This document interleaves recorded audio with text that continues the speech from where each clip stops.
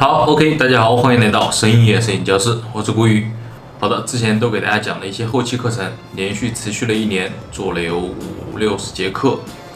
然后从今天开始，我给大家讲一些拍摄上的一些小技巧，然后如何去拍摄一个主题，怎么去选合适的模特儿，包括怎么去搭配相应的道具和服装，最终形成一个完整的作品。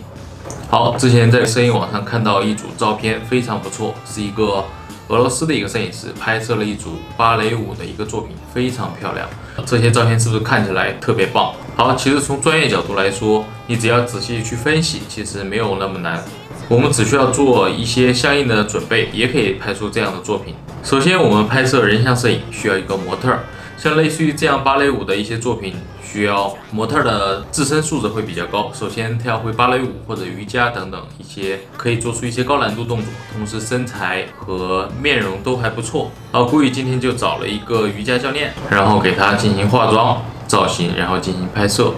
好，有了模特以后，我们就需要给他准备相应的服装。我们准备了一个舞蹈服，这样更能凸显他的身材，凹凸有致，然后同时也比较能展现肢体语言。好，接着我们就需要准备一些道具了。好，因为拍摄这样的主题，我们只需要用到面粉或者说滑石粉等等一些东西，但是建议用面粉，因为对人体没有太多的伤害。对了，还有一点就是我们在撒粉的时候，粉尘会飘散在空中。有2点，第一是不要撒到模特的眼睛当中，第二就是说一定要现场没有明火，因为粉尘在遇到明火的时候会引起爆炸，所以说很危险，注意安全。化妆的时候需要给模特更细致、更精致的妆容，因为这种照片主要凸显的是人物的一个状态，包括他脸部的一些特写，所以说妆容需要精致一些。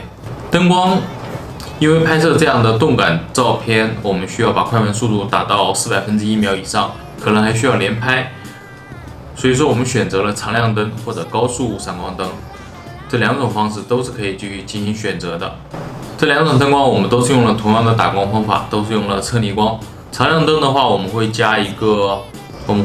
白旗或者柔光板，让光线更柔和一些。假如是闪光灯，我们会加一个紧致格的一个蜂巢，让灯光更聚拢一些，同时也比较柔和，打出人物的轮廓光。前面我们就会用反光板进行补光，这样只需要1盏灯，我们也可以拍出人物比较丰富的层次。为什么要选择用逆光？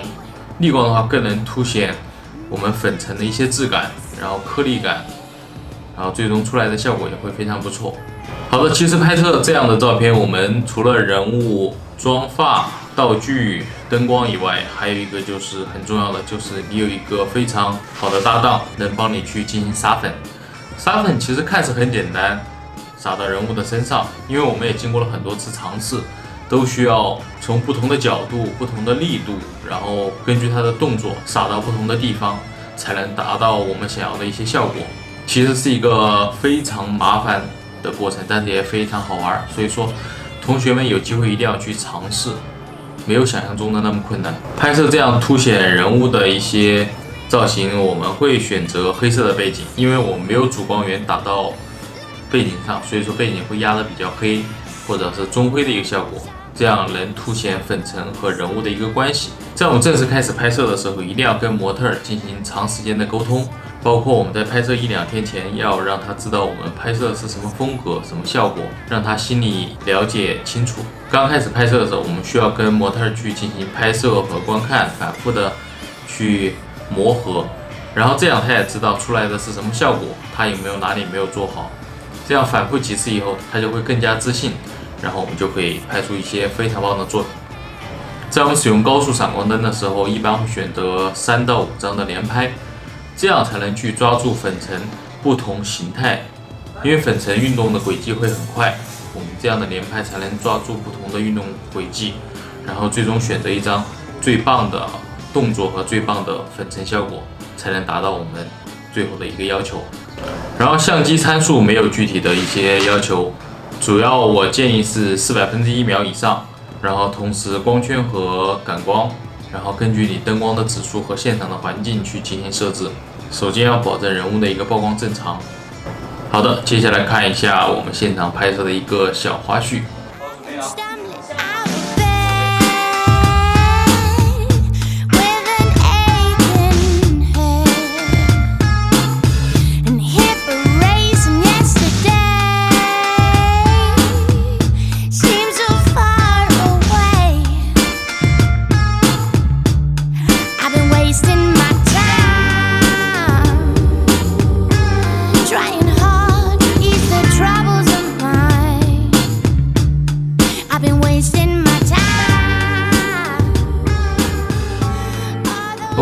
天的拍摄小 tips 你学会了吗？好的，这里是深夜摄影教室，我是顾宇，记得点击关注、转发或者点赞，我在这里等你。OK。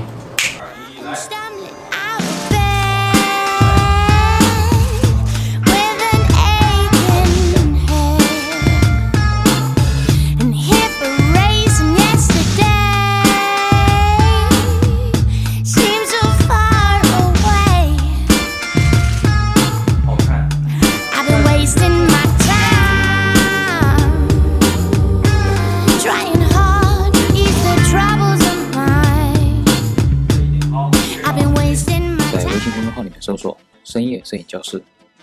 每天晚上我在这里陪大家共同成长，记得关注我的公众号。